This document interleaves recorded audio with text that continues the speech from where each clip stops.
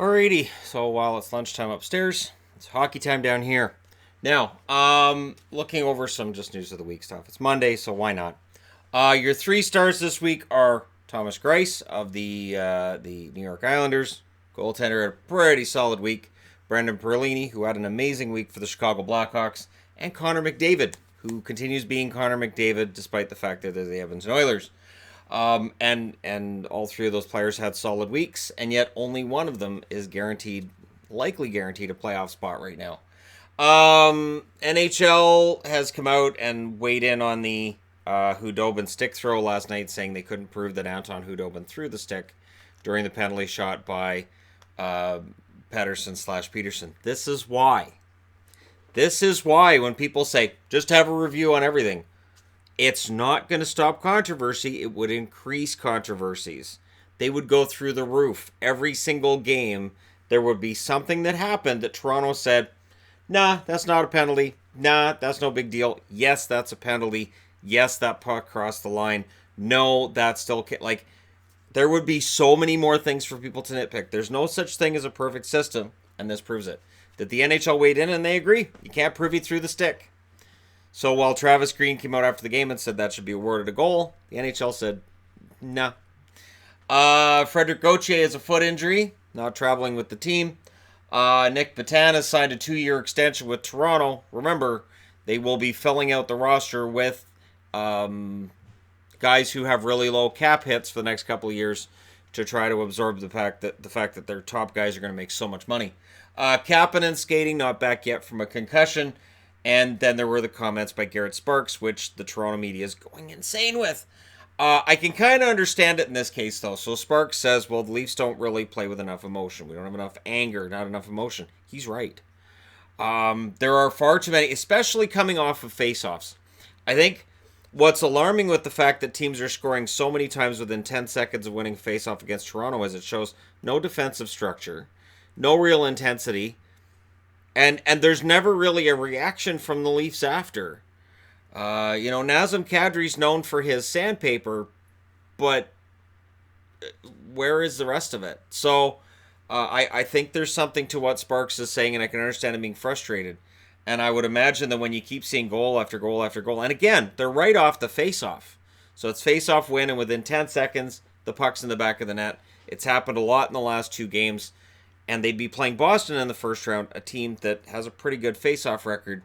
That's a recipe for disaster. So Mike Babcock has a lot on his mind, and according to Sportsnet and TSN's websites right now, it's just a disaster in Toronto. Even though they have 91 points, they're going to make the playoffs.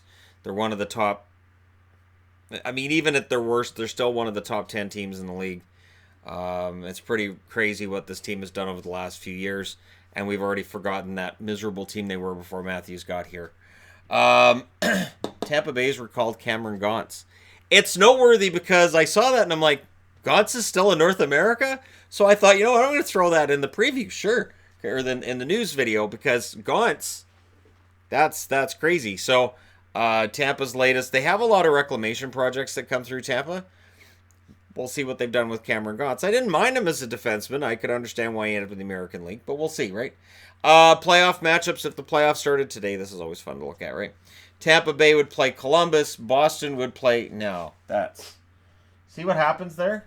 I do the Vancouver video this morning. It gets stuck in my head. So it's like... so some kind of a PTSD caused it to be Boston, Vancouver. It's Boston, Toronto, of course. New York Islanders would play Carolina. The Washington Capitals would play Pittsburgh because that's how it's meant to be. They are meant to play each other always. Calgary plays Arizona. San Jose plays Vegas. Vegas is the team you don't want to play. Winnipeg would play Dallas, and Nashville would play St. Louis. And, of course, Winnipeg against Dallas would mean friendly rivalry between myself and my wife, since Winnipeg's her favorite team, and Dallas is a team that I enjoy cheering for once every 5 or 6 years. The rest of it is just a lot of frustration. But yeah, we'll see if this is how things end up. Of course, there's teams that could push their way in and change this picture. Evgeny Malkin's listed as week to week with an upper body injury. This means that in order to celebrate getting 100 points, or 1,000 points overall, he has also decided to celebrate the best way he knows how, ending up on the injured list. All kidding aside, hopefully he's okay come playoff time. They may very well be one of those nagging injuries. You just never know. But he's week to week right now. I also wanted to add, I know I haven't been talking a lot about it. Yesterday the Canucks signed Jet Wu as an example. There's a lot of NCAA and junior signings that are going on right now. It's a lot, and it's more of something that coming this summer we can take a look at their overall depth in the organizations. So it's not that I'm ignoring all of these signings. It's just it's a lot, and most of these players they're not coming in and playing right away. Most of these players we may not see them even next year, maybe a couple years down the road. So it's something we'll get into more as guys make debuts, this kind of thing. But yeah, so I know there's a lot of signings going on. But if I did a video on every single signing, that would get kind of ridiculous kind of quick. And I'm already known for ridiculous amounts of videos. So don't need to add to that. Anyways, there you go. Just some news of the day kind of stuff. Not a whole lot of upsetting things or overly humorous items. But let me know your thoughts in the comments section below as always. I did do a poll last night on Twitter on whether the NHL should call absolutely everything or not. And so far it's 80% saying not and 20% saying yes. They should absolutely review everything.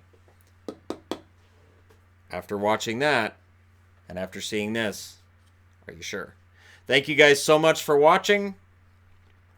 And don't forget to hit like and subscribe. I'll talk to you again soon.